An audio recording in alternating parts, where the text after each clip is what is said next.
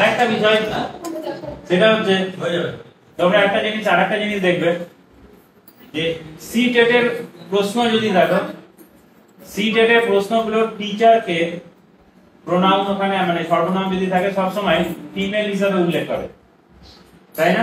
হি বা হার উল্লেখ করে। ওখানে কোনো স্টুডেন্টের এক্সাম্পলও যদি থাকে সেটাও মেয়ে স্টুডেন্টই নেয় যদি সি টেট দিয়ে থাকে। হ্যাঁ বলো বাবুশ্রী, দিয়েছো তো? হ্যাঁ ওটা ওরকম থাকে না?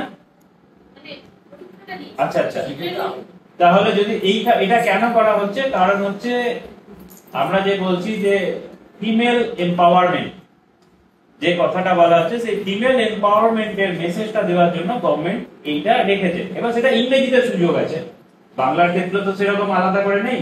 সে এবার তুমি বোঝালে দুটোই বোঝাই, দুটোই বোঝাই।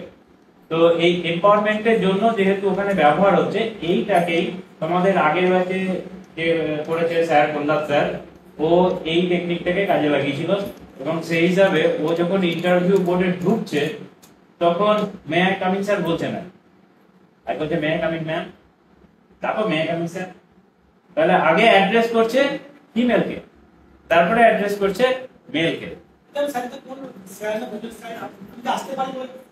এবার এইটাও একটা ব্যাপার আছে, আমি কি আসতে পারি, এই যে সমস্যাটা তুমি কোন ল্যাঙ্গুয়েজে বলবে, তাই তো? তুমি যদি অনেকে বলে যে আমি যদি ইংরেজিতে বলি তাহলে তো সব ইংরেজিতে শুরু হয়ে যাওয়ার সম্ভাবনা থাকছে। এবার যদি তোমার ইংরেজি স্ট্রং পয়েন্ট থাকে, যদি মনে হয় যে হ্যাঁ আমি ইংরেজিটাই চাইছি, আমি ওই রকমই ফ্যাব্রিকেট করতে চাইছি, তাহলে তুমি অবশ্যই ইংরেজি বলো।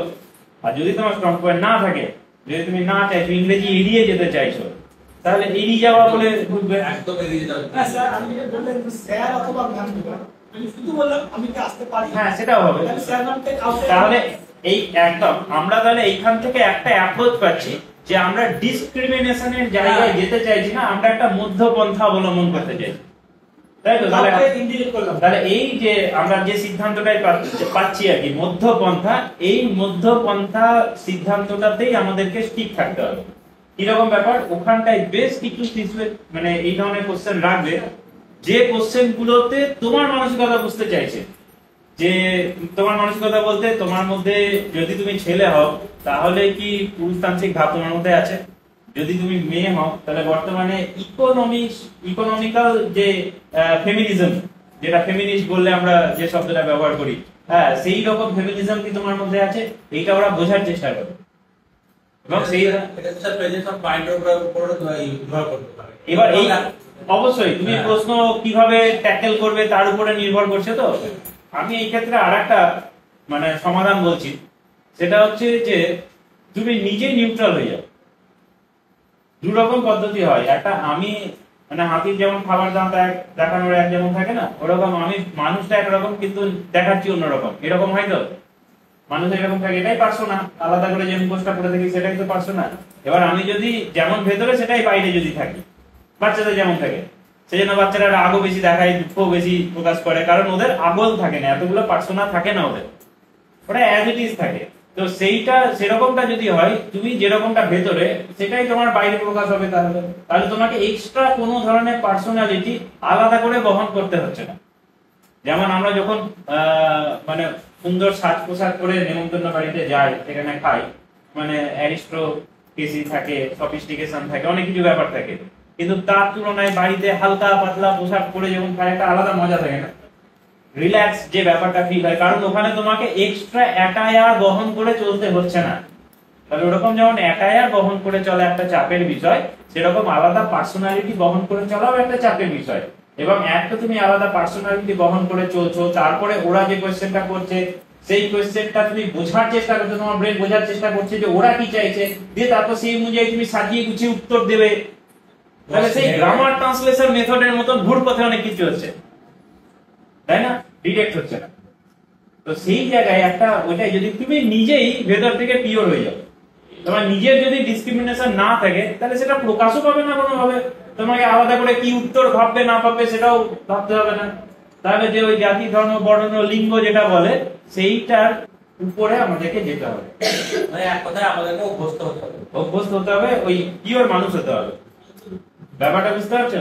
মানে দেখো, আমি যদি ছেলে হিসাবে ভাবি, নিজেকে শুধু ছেলে হিসাবে ভাবি, তাহলে ছেলে হিসাবে ভাবলে আমি সাইকোলজির অর্ধেকটা অংশ বুঝতে পারবো, অর্ধেকটা না, এখন তো মান থাক, হ্যাঁ আমি এক তৃতীয়াংশ বুঝতেই পারবো না, বা মেয়ে হিসাবে ভাবলে অনেকখানি অংশ আনডিসকভার থেকে যাবে। তাহলে আমি ছেলে মেয়ে উভয় হিসাবে ভাবলে সাইকোলজি একটু বেশি ভালো বুঝতে পারবো। তাহলে এটা শুধু লিঙ্গর বেসিসে বলছি, তাহলে এরকম জাতির বেসিসে, বর্ণর বেসিসে, তাই তো আলাদা আলাদা ভাগ হবে। তাহলে আমি যখন এই ডিসক্রিমিনেশনটা আমার মাইন্ডে রাখতেই দেবো না, তুমি একটা জিনিস লক্ষ্য করে দেখো, আমরা সবাই কিন্তু ডিসক্রিমিনেট করি, অল্প বিস্তর প্রায় সবাই করি।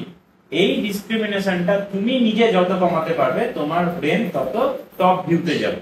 যখন তোমার ব্রেন টপ ভিউতে চলে যাবে, তোমার মনের মধ্যে তুমি নিজেকে অজান্তেই টিচার মেটেরিয়ালে ডেভেলপ করবে।